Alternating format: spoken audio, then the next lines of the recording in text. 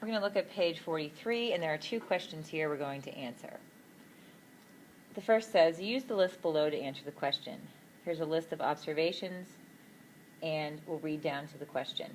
A student wrote several observations in a field notebook. That's these up here. Which term best classifies all of the students' observations?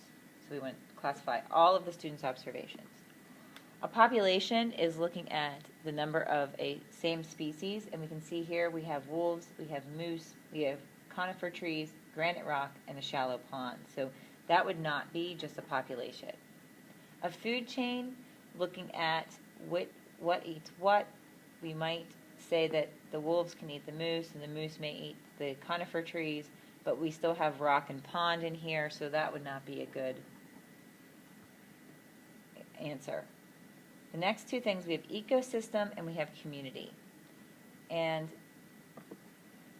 an ecosystem includes all biotic and abiotic factors, whereas a community is just biotic factors. So if we look at our list, we see biotic, biotic, biotic. These are all living. But then when we get to rock and pond, those are abiotic factors. So that should help us to get our answer, and our answer is C. A researcher observing an ecosystem describes the amount of sunlight, precipitation, and type of soil present.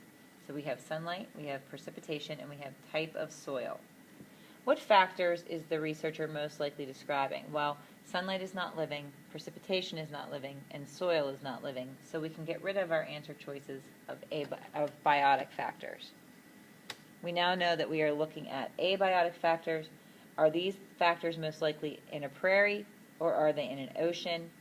I would say the first two we could look at as ocean factors and prairie factors, but when we get to the soil type, we are definitely talking about a prairie. So C is our answer.